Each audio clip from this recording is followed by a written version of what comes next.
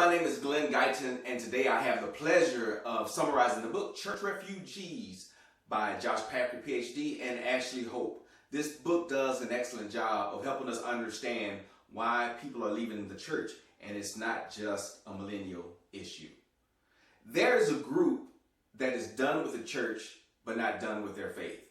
The book refers to this group as the Dechurched.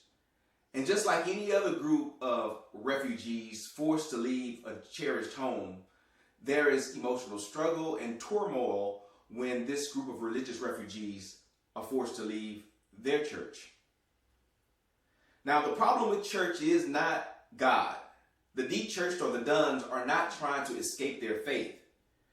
The challenges the church is facing is the same broken trust that many of our traditional institutions are facing today.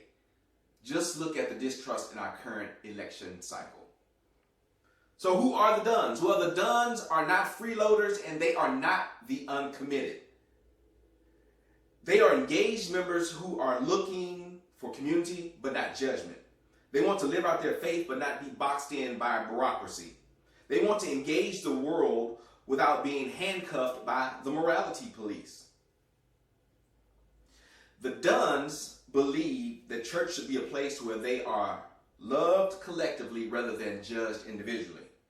Their understanding is that the church should be a place to network, share, and be equipped to go out into the world in a real way. One quote from the book says, "You can't get that online," meaning that type of community, those types of relationships. So what do people love about the church?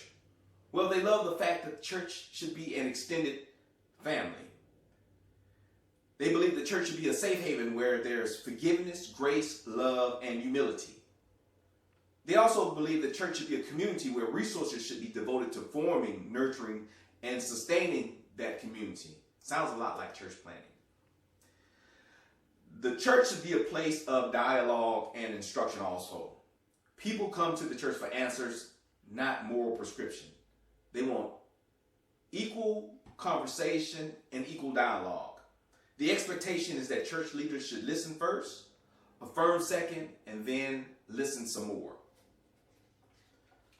One thing the book is clear about is that the Duns say the bureaucracy of the institution cannot trump the mission of its collective parts. In other words, the church should not slow me down from utilizing my gifts or expressing my faith. In many of our current religious systems, the business of the church prevents movement, slows momentum, discourages engagement, and fails to respond to the needs of the world in a timely manner. The church, like any institution, has to be willing to change if it is to remain viable. One person in the book expresses that the corporate-like management style negatively impacted them spiritually. The church was more transactional than relational. Now, the book isn't saying that millennials or the Duns hate structure, but ministry must come first. Just like this bridge, the right structure facilitates forward progress. Duns leave when the church erects unnecessary barriers. The church must quickly recognize we no longer have the monopoly on how people relate to God or how they engage the world. It is in relationships and conversations that many people find God, not in doctrine and documents. The Duns, and I dare say millennials, don't want the churchy sales pitch. It is through conversation, not conversion, that we will win these groups over. Meaningful conversation means that disagreement and differences should be welcomed. At one point, consensus and uniformity were highly valued in our society. There was one way of understanding the truth. Now the truth is interpreted in a myriad of different ways. Being at variance is normal and not unwelcomed. How do we reach the Duns or the Dechurched? Well, we need facilitated discussion groups.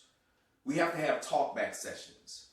We need more avenues and venues for participation in worship, and we have to have dispersed models of gathering and meeting people where they are instead of just focusing on our standard worship services. In order to re-engage the Dechurched, the church needs to adopt policies and practices that disseminate power, reduce the role of the pastor as the holder and conveyor of all knowledge, and utilize organizational resources to empower people rather than to control them. Our structures have to be tied to our mission. Often that means giving up control and letting others run with the vision, just like Habakkuk 2:2. People reject the primary role of the church as the morality police. How long is my skirt? People like the Duns believe that the church should give them light and hope to the world.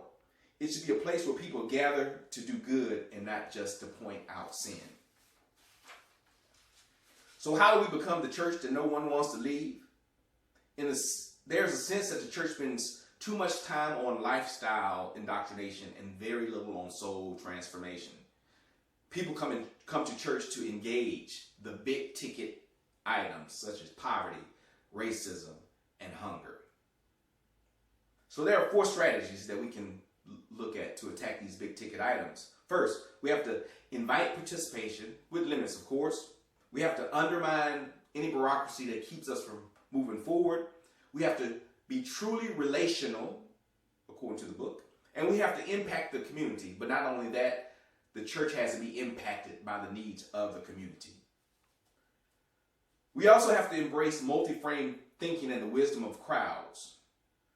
This is not an anything goes concept. The church can have a centrally defined core set of beliefs and values, but there has to be decentralized execution of the vision. We can't be afraid of group processing because the crowd has more collective wisdom than any one individual in it. To be a church for the Dechurched, we have to have meaningful engagement. I'll say that again. Meaningful engagement, not just signing off on a prescribed agenda. It's not about busy time, but we need to get people involved in the right things. We have to preach the gospel, invite conversation, and let people decide how to live their lives. So in closing, structure is okay and serves a purpose, but the traditional church structure has become too narrow, too corporate, and less engaging. We need to allow others to shape and form the agenda of how they will express their faith. And if you have enjoyed this book summary, this is an example of the MennoTalks that will be taking place in Orlando 2017, where our topics will be celebrating women, race, religion, and justice, global and local peacemaking. I encourage you to sign up at convention.mennoniteusa.org/MennoTalks. Thank you.